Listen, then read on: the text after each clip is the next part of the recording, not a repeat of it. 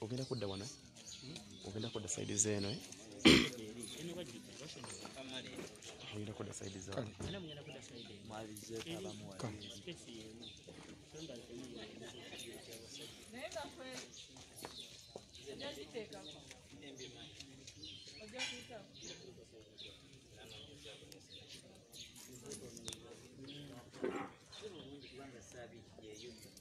Nkuba egenda ddonyo.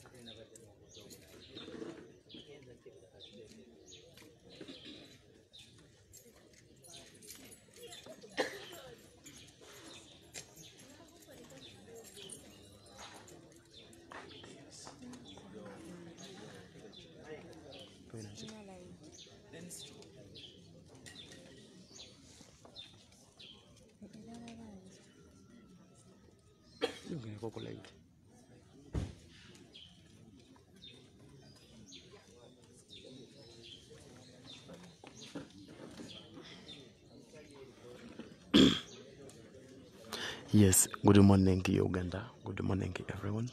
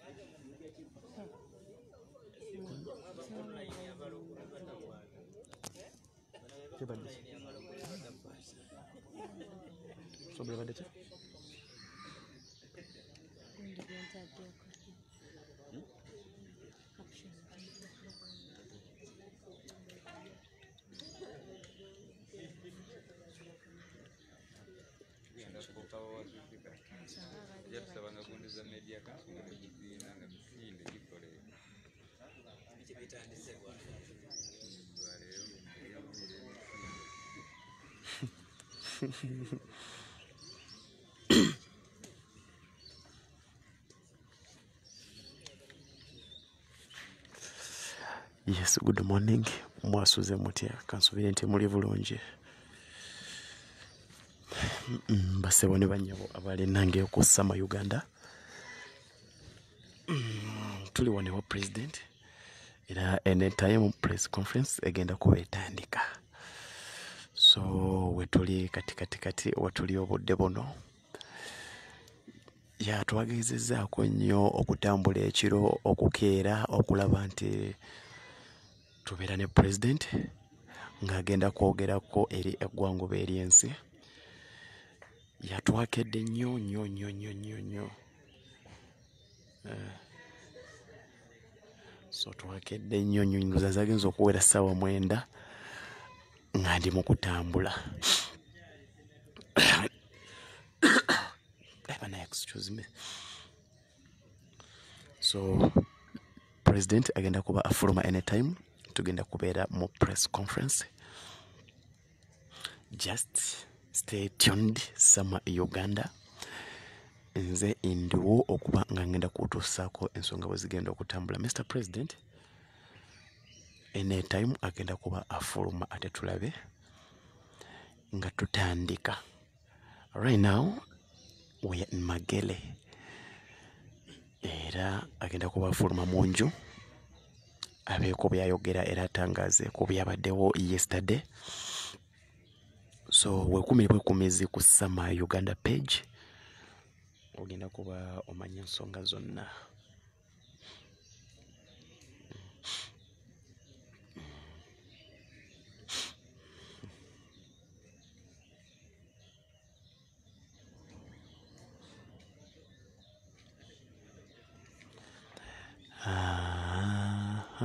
It's coming, it's coming, it's coming, it's coming, it's coming, it's coming, it's coming. Presidential candidate Robert Chagulanyi Sentamu. So good morning, everyone. Good morning, fellow Ugandans. Good morning, ladies and gentlemen. Good morning, good morning, good morning, good morning. Once again, good morning, a beautiful morning. Good morning. Good morning. Tuli ku Sama Uganda.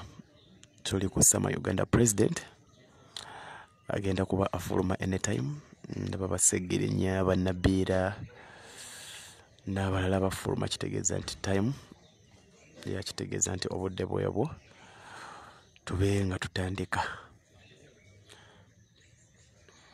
Nenga abaana bonna bakyaliyo, ba Bobi Wine, ba Eddie Mutwe, ba Nobianili, security team. Olwo abaana munanga abatamanyiddwa ate nga tebafunye mukisa kwogerwako nti Sama Uganda ye mumumanyi nti era Sama Uganda bwafuna obuzibu mujja gamba free Sama Uganda, naye waliyo n'abaana abalala betwetaaga kugamba free tiimu ya Robert yonna. So kyetaaga tetusosolamu, tetwawulamu, tugambe nti free tiimu ya Robert yonna. Olw'ensonga oli abaana abasinga bakwatiddwa naye nga tebalina mukisa, tebalina mannya basogaso, tebalina mannya nga teri ayinza bogerako. So nsaba ffenna tugambe nti free tiimu ya Robert yonna. So kyekyo kiriwo, anytime tugenda kuba tugenda mu press conference.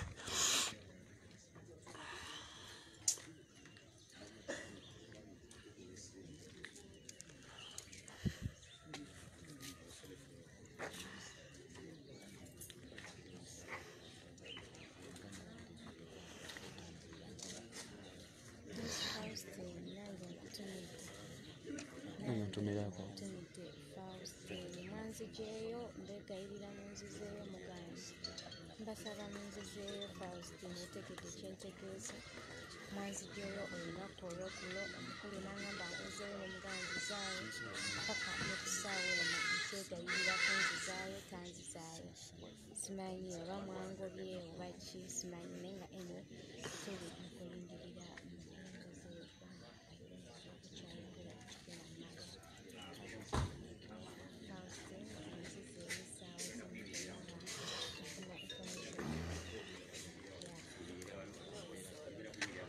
Density Jango, come. Density, come with this side. Osuzoti ayo. Wonyo tyo kukwata. Sasa na timu nasimapise takwata nemba kubando zanga nagenzera nabadde ndi mukwe bakutene katisabire baganda baffe banyina ffe twabenga bavaayo bakatugenda Masaka olubano press conference president yamaze okugakira eddongo tugenda kuba tugenda kati bangambye wabadde onoonya kalulu kiko wadde onoonya bangambye wadde onoonya kalulu y'ensonga lwaki tewabaddeyo kalulu kiko wabadde onoonya era nange ndi candidate candidate owawa Waketi Falawo Keti Falawo esangibwawo abantu ba Keti Falawo baako obubaka bw'obawa bana Keti Falawo basaba bwagizi bamwe nsaba kalulu kamwe ndoza president agenda ku live negotiable kabalinga ensonga. Okay.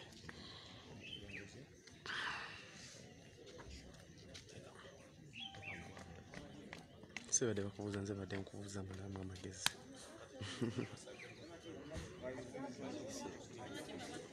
Sali nonyeza na kalulu.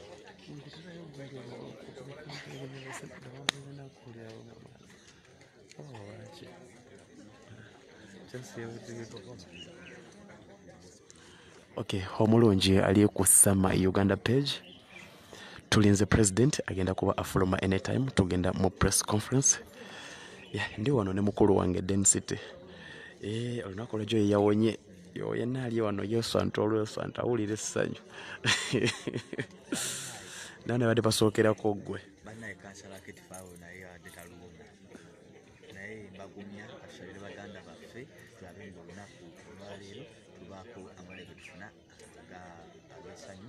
So gye tugenda tumaliriza okuva wano katusabe kuba ensonga egenda mu maaso mu ggwanga tesanyusa kubanga bakwata bannaffe batulugunya bannaffe batta abantu bannange kibiina bannayuganda tusobole eggwanga lyaffe. Sama Uganda Wanje muganda wange. nebalikuweereza bwana Nalowooza ne yadde mbiri. Yabadde mbiri. Banange twogera mpola olw'ensonga president tannatuuka. Mulindeko president atuuke yo volume eryoke. So just tukyali wano mu maka ga presidential candidate Robert Kyagulanyi Ssentamu ate nga oli ku Sama Uganda page.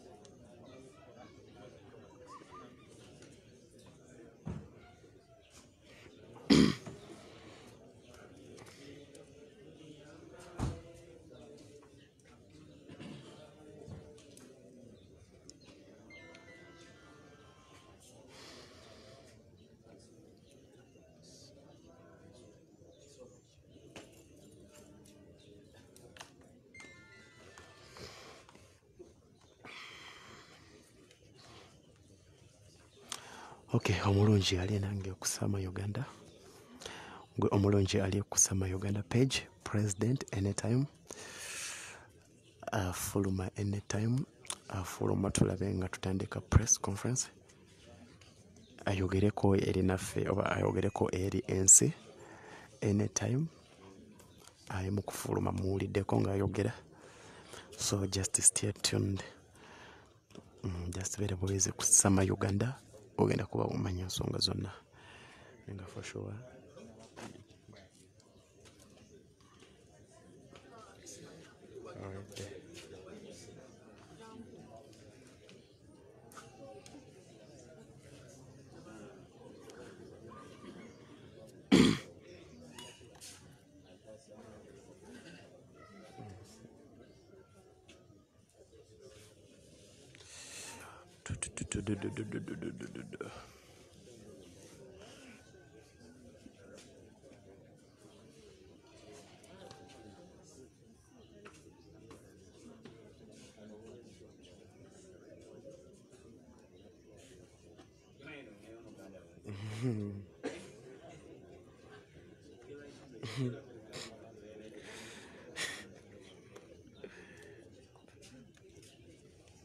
No, n'abalala basurvivinze.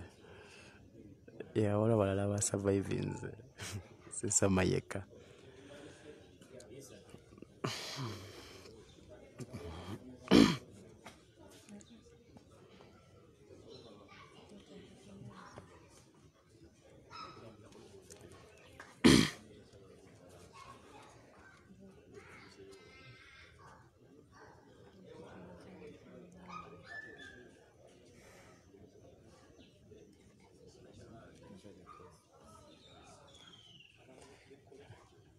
Omusiri wakuba nkubidde akasuuti.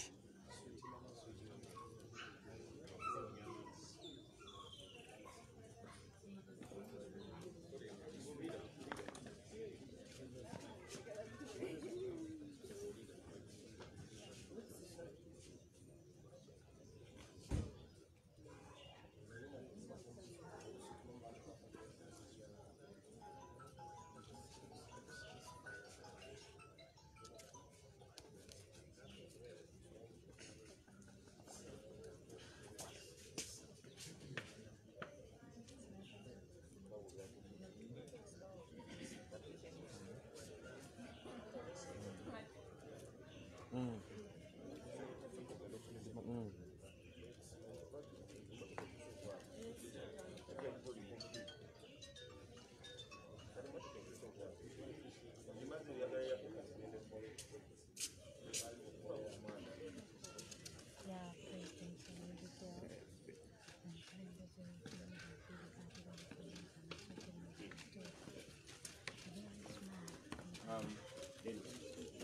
very good morning to you, ladies and gentlemen. Good morning, Uganda. Good morning, the world. I am communicating to the people of Uganda, here in Uganda and all over the world. You have all been seeing the brutality that is occasioned on us by the security forces, by the police, by the military, and other security agencies. It is clear that this election is not in the hands of the Electoral Commission.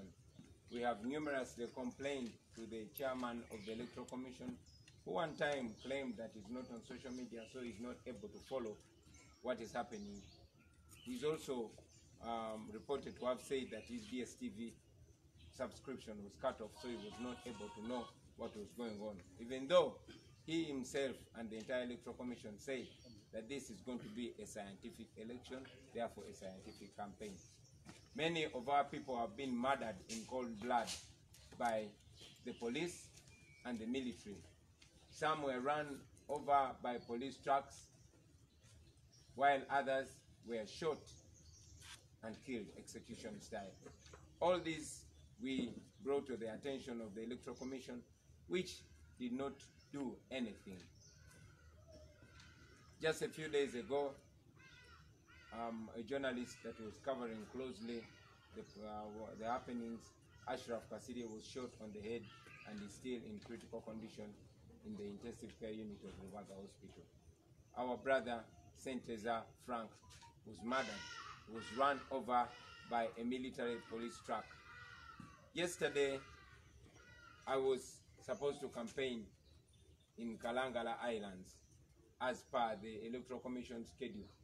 For the record, Kalangala Islands is not any of the places that were restricted for campaigns.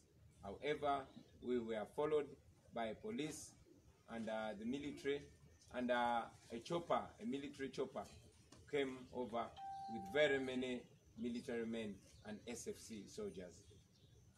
All of our team, to the tune of 90 plus people, including our medical team, our security team, our media team, and other journalists, were arrested and they remain in illegal incarceration. I was also arrested by the military and I was put in a military chopper with more than 50 soldiers, flown to Colorado Airstrip, transferred to a police car that drove me and dumped me here at my gate. But before that, I was arrested and put into that mobile police van together with my personal bodyguard, Eddie Mutwe, who were pepper sprayed and yes, tear gas in that truck. So that is what the regime is doing. I've said it before and I say it again, that we know that this is meant to break our resolve.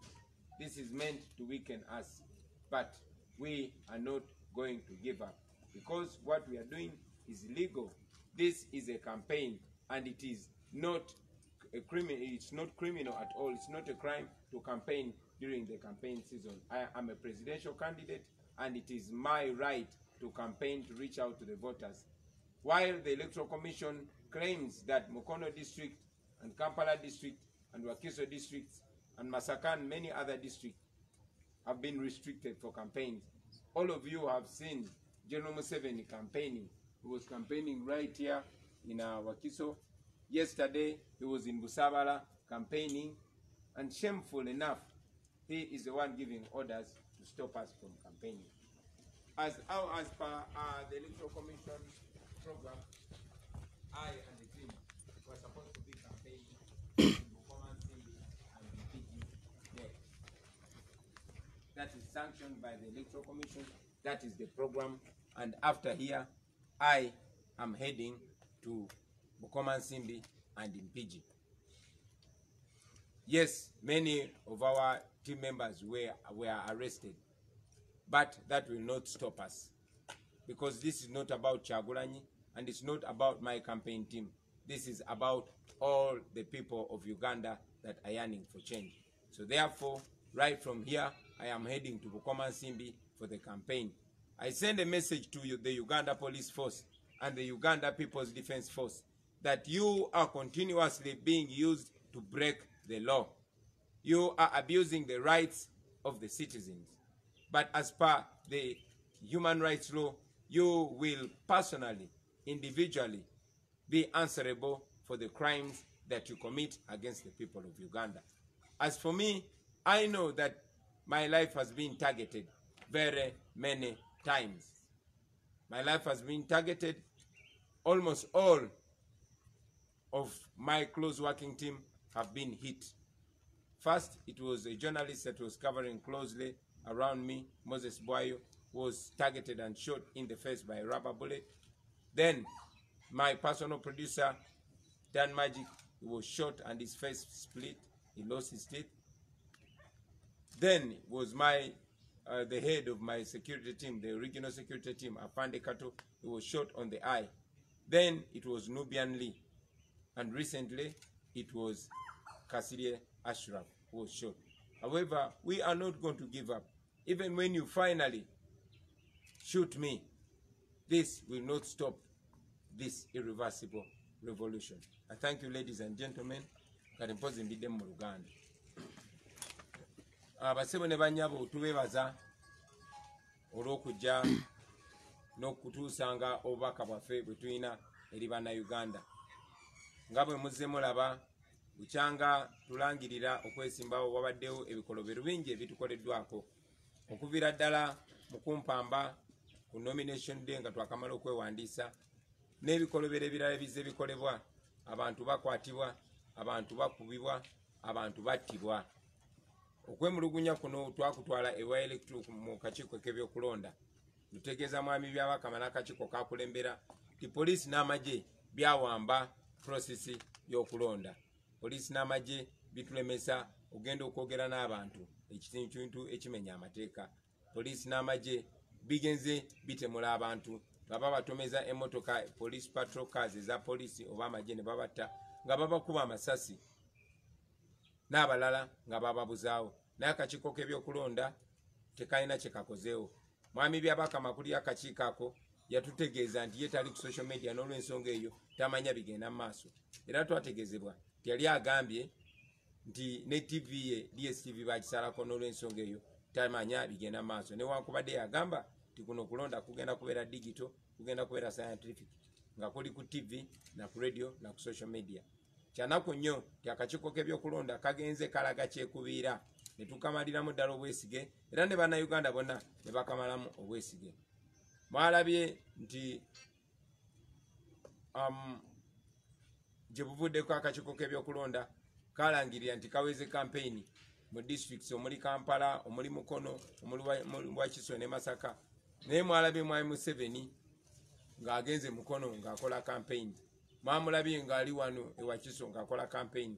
N'olunaku lw'eggulo lwennyini mwamulabye ng'ali Busaabala ng'akola campaign. Naye ye muntu y'omu yalagira akakiiko k'ebyokulonda kaleme kutuukiriza akola campaign. Ng'ogasse ku ttemu erize erikolebwa ku bannaffe, muze mukiraba nti baadde balubirira bulamu bwange. Basooka kutagetinga munnamawulire yali akavalinga ebigenda maaso kumpi naffe, Moses Bwayo, ne bamukuba ekyasi kyalaba mu maaso. Ne baddako producer wange wa music gwentambula naye mu motoka, Dan Magic, ne bamukuba ne bamwasamu face ne bamugyamu n'amanyi. Ne batagetinga ne yali akulira ebyokwerinda byange Afande Kato wa polisi munaabwe, ne bamukuba ne bamwasa eriiso. Ne bakomaawo ne batagetinga ne muganda wange gwenyimba naye Nubian ne bamukuba ne bamwasa omutwe. Kati ennaku nga 2 eziyise mwalabye nti munnamawulire owa Ghetto TV ne Radio 1 Ashraf Kasirye ne bamutagetinze ne bamukuba ne bamubetenta akawanga, obwongo ne bufuluma era ali mu ddwaliro apoocha, twongera omusabira.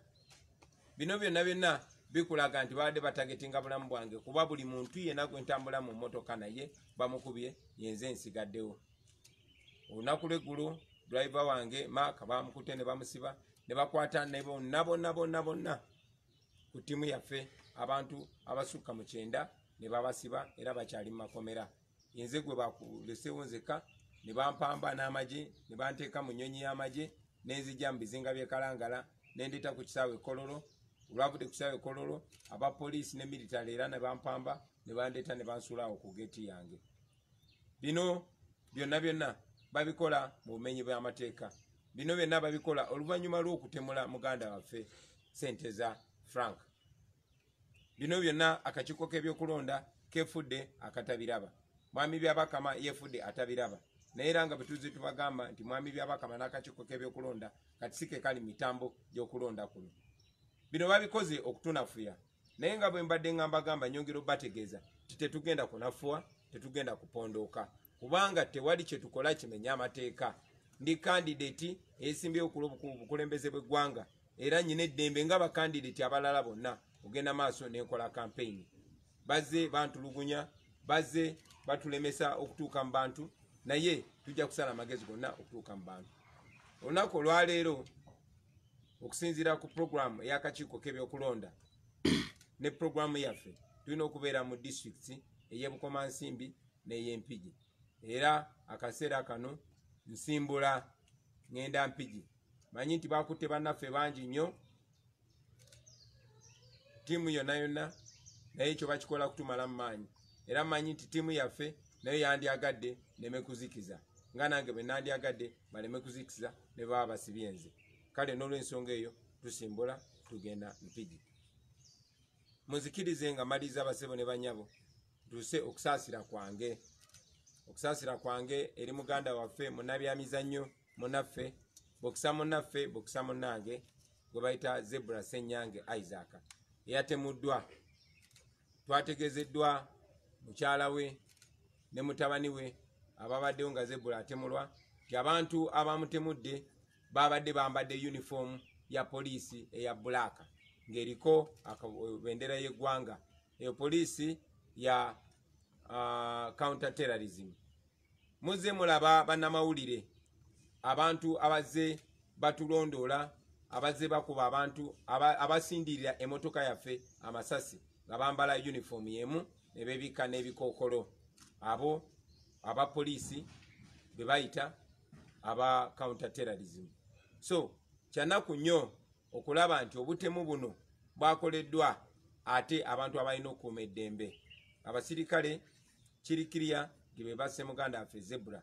Tuvumirira ekikola ekyo era twongera okutegeeza Abannayuganda mwenna naddala abavubuka n'abaana ba ghetto mwenna nti tewali ali safe. Bano abantu si balungi, bajja kulimbalima nti bakolagana naawe naye oluvannyuma olw'okukozesa bajja kutirimbula.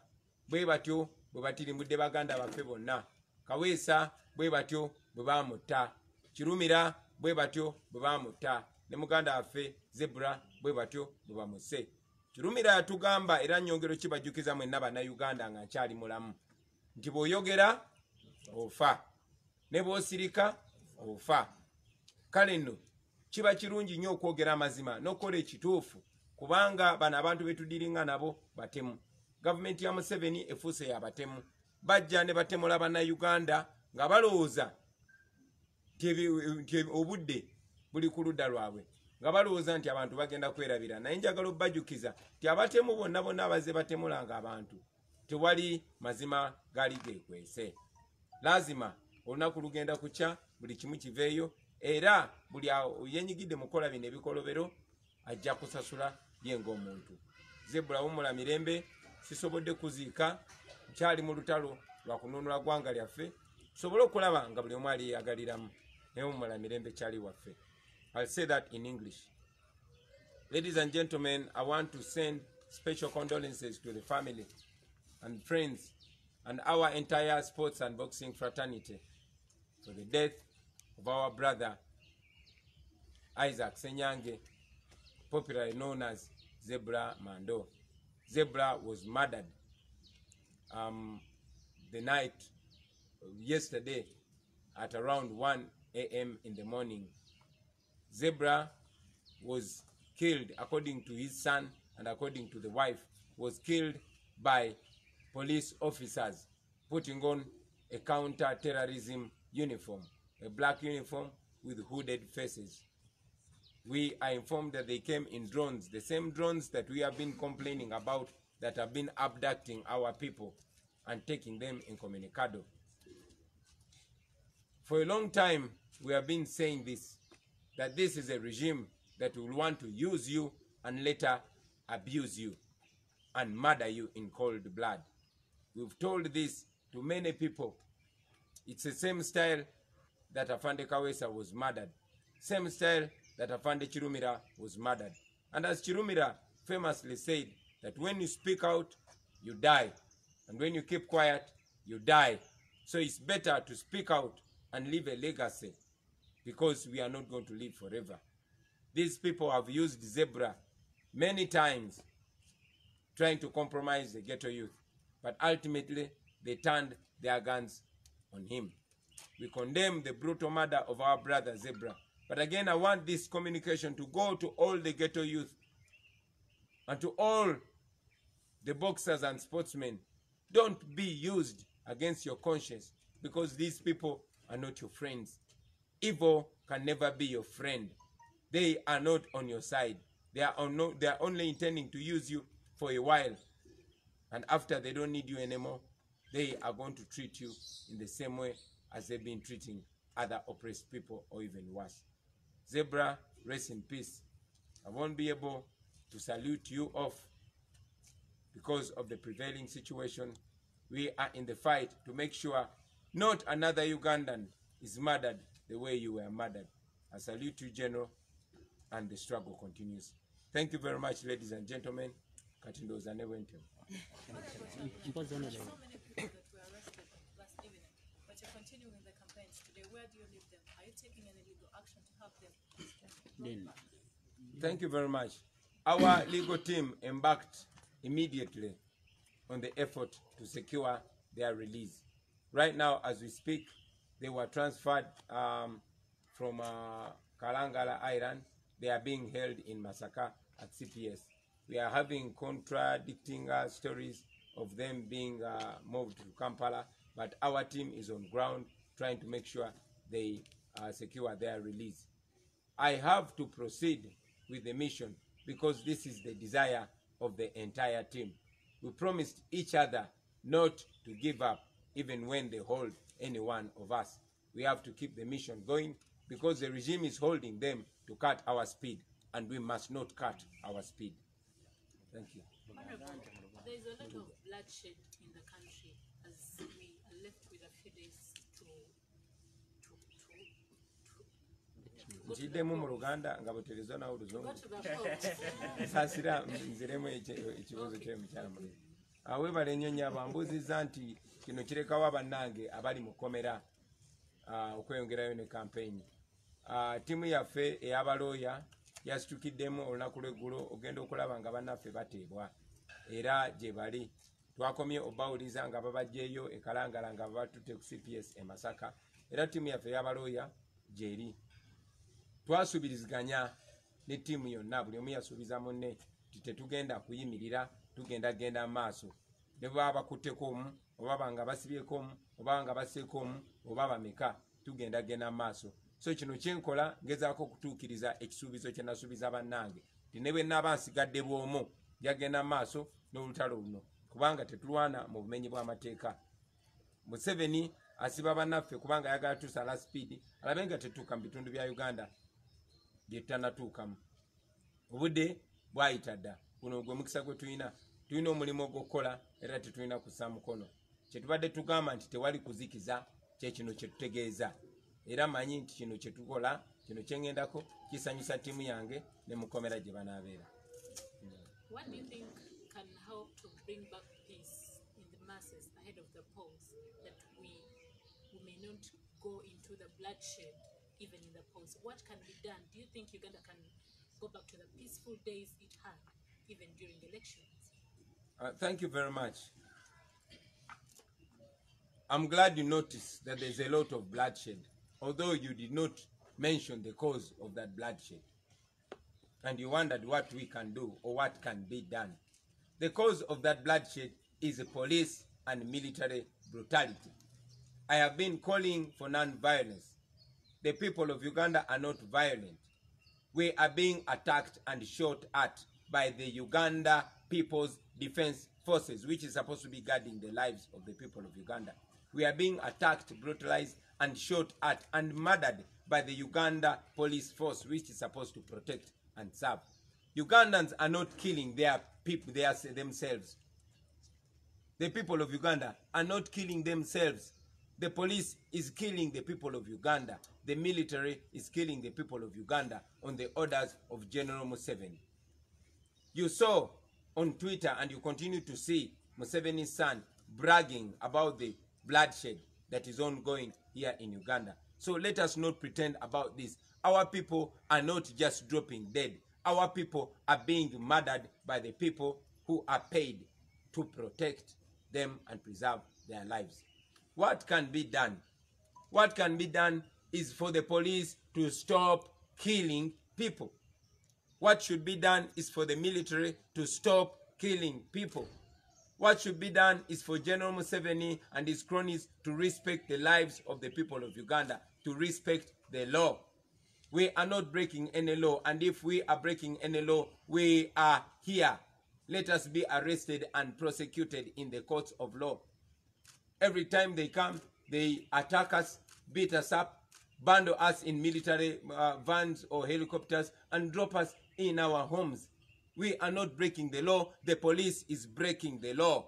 The military is breaking the law. Museveni is ordering the murder of the people, and Museveni should stop killing the people of Uganda because he cannot finish all of us. We are 45 million Ugandans, and there are even babies being born now.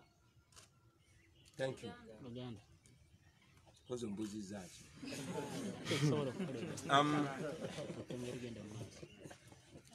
Tusobola kuzza tutya emirembe embeera eringa etabangusa omusaayi mungi guyika tusobola tutya okuzza emirembe era kisoboka okukuba akalulwako emirembe nga tewali kutta bantu. Weebale nnyo okyogedde nti omusaayi mungi guli mu kuyiika, abantu bangi bali mu kutemulwa lwakuba olinga kibikiridde.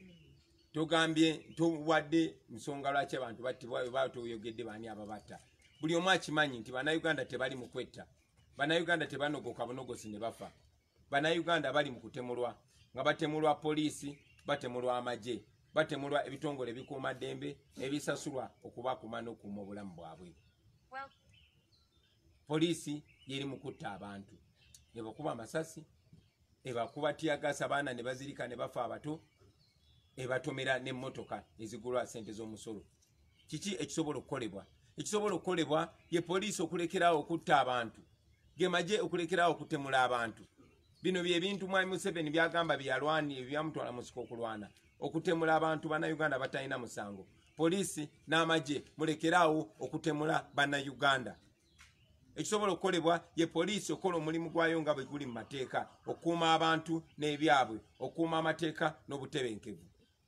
Poliisi yemenya amateeka, amagye ge gamenya amateeka. Tetulina tteeka litumenya, kubanga singa tulina etteeka lyonna litumenya bandibadde batukwata ne batusiba. Ne buli bwe bankwata banteeka mu bimotoka byabwe, kunfuuyira tiyagaasi na pepper spray, kuntulugunya, kunteeka mu nnyonyi z'amagye, kunvuga, kunsuula waka nga tewali musango n'ogumu gwe banziguddeko.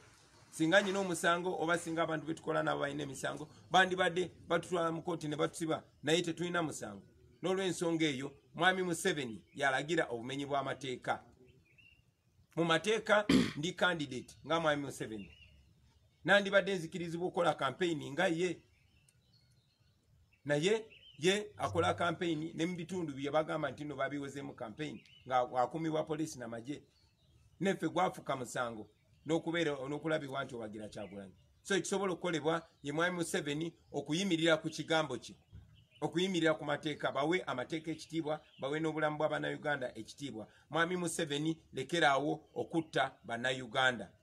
Mwalabye mutabani we nga yeewaana ku Twitter n'emikutu emirala olw'ettemu lye bakola ku bannayuganda. Nenjagala obbategeeza temusobola kututta ne mutumalawo. Tuli miliyoni 45 ate nga n'abalala bakyazaalibwa. So mugoberere amateeka, mulekeraawo okutemula bannayuganda, buli kimu kijja kuba bulungi. Mwebale nnyo, mwebalire ddala. Anyway, just one more last one for me. What next for you, especially because you're going to Mpigi and you could still be arrested and you could still be brought back home, and you have about 13 days of campaign remaining. What are you planning to do to ensure that you actually accomplish what you want? Because you get arrested today again and be brought back home, probably. Well, there's not so much for me as a citizen to do. The only thing is to follow the law. Everything that we are doing, everything that I'm doing is within the law. And everything the police and the military is doing is against the law. So I intend to observe the law, and I intend to watch them break the law. Good enough, we have so many cameras around. I've said it before and I continue to say it, that our biggest weapon is the camera, to expose them. You saw the military and the police. I mean, today you cannot differentiate between the military and the police. They came out and said they are not going to allow Ugandans to expose the injustice and the oppression and the murder and the atrocities that they are committing against the people of Uganda. But somehow we shall be able to expose them. And they are doing a good job for us exposing themselves. We are going to allow them expose themselves as much as possible. We shall follow the program. This is a program drawn by the Electoral Commission. I am a presidential candidate, and I am not at the mercy of Museveni. I am not at the mercy of the police. I am supposed to be protected by the Electoral Commission. But the Electoral Commission is silent conspicuously. So we shall follow the law, and we shall watch them expose themselves. We shall watch them go on record breaking the law. I have always been campaigning. It is not the first time for them to arrest me from a campaign trail. It is not going to be the first time for them to block me. But what I'm doing is the right thing. I don't know what's going to happen today, but I just want to do God's work. And that is standing for what is right and being the voice for all those people that don't have a loud voice. Thank you.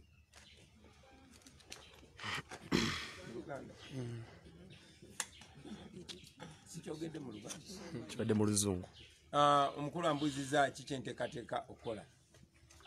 Tewali bingi byakola okujjako okugoberera amateeka. Ndi munnayuganda ng'abannayuganda abalala. Tulina amateeka agatufuga. Ndi kandidate eyeesimbyewo okuba president. Mpeerwa eddembe ogenda okuba campaign. Akakiiko k'ebyokulonda akawera campaign mu district ezimu gye ngenda si bwe wamu ku gye bawera campaign. Ekyokubiri, sina tteeka n'erimu lyemmenya. So nze njagoberera amateeka. Programu ya leero yakolebwa akakiiko ak'ebyokulonda. Bwe waawo si gwe mulundi ogusoose nga bankwata ne bansiba ne bantulugunya nga ndi ku campaign, naye sigenda kulekeraawo kubanga manyi sisiina musango n'ogumu gwe ngenda kuba nga nziza. Ekyo kiri eri poliisi ya Uganda n'amagye ogenda maaso nga booleka obumenyi bw'amateeka bwabwe, nga booleka bwe batakyagobera amateeka n'omulundi n'ogumu. Kirina eri kakiiko ka byakulonda okwongera okweyoleka kisike kali mitambo gy'okulonda kuno, kubanga bino byonna bigenda maaso, naye temunawulira akakiiko ka byakulonda nga kavaayo ne kabaako kye koogera. Kaweze campaign mu bitundu gye sina campaigninga kubanga babadde bamanyi ekigenda okubeerayo, kubanga babadde batya. Naye Mwami Museveni juzi yabadde mukono okwosegula, yabadde awo Wakiso, olunaku lw'eggulo yabadde Busaabala, naye ffe ne bwe tugenda okampaininga mu bitundu by'eggwanga ebyenjawulo badulemesa. Naye ffe tumanyi nti amateeka gali kusaidia ffe ne Katonda ali kusaidia ffe, kati wali kye tujja kutya n'ekimu. Banaye mwebale nnyo, kati katusimbule. Okay. Omulungi abadde ku Sama Uganda page. Omulungi abadde ku Sama Uganda page. Ebibadde bigambo bya president. Kati tugenda kutema, tugenda Mpigi. So katusabe Katonda eyatonda ensi n'eggulu nannyini buyinza nannyini kitiibwa nannyini maanyi atukwatireko atutambuze bulungi ate tulabe nga tutuuka Mpigi. So Mpigi mubeere red tuli mu kujja. Nasimbudde ssaawa 9 gye twasuze. Nasimbudde ssaawa 9 nazempola mpola nenfuna entambula ndowooza zigenza okuwera ssaawa emu nga ndi mu Kampala ssaawa 2 zinsanze maka ga president. So kyekyo press conference bwetyo bwetambudde Sama Uganda. Yenze ndiwo nenga maama Katonda tusasire naye nga mbiri oyo mukwate oyo. So katsabe Katonda tusasire mbagala nnyo just following a page eno atoji liking etambulira ku president. Kamba sibule ate tugenda kukwatagana mu maaso awo mpola tugenda tukwatagana mu maaso mu dakika ezitali za wala nnyo tugenda kukwatagana.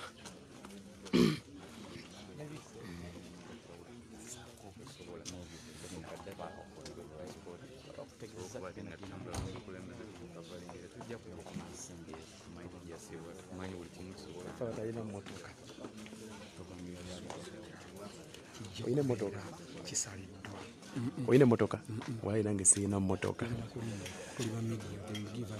oyina mu transport sente nze siyinamu kati.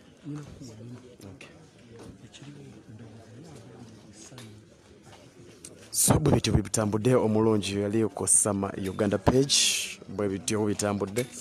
So tugenda kuba tumuvinga ate twolekere empigi nti kati ne bwentema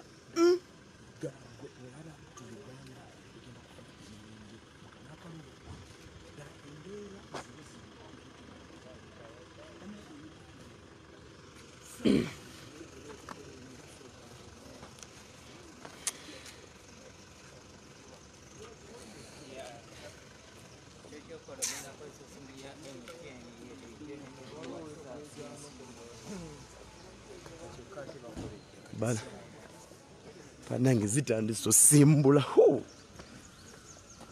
banange kasooke mbasiibule abalungi abali ku Sama Uganda mbagala nnyo. Thank you so much okunfollowinga mubali kunfollowinga mubali ku likinga page yange. So kansooke mbasiibule nsooke nfune entambula kansooke ndabe ene yazaake nfune entambula wengendo tambulira then nja koma sina mu transport right now because center zona zitwa contributing zekiro nazitaddeyo kugayiwa emipiira opondo.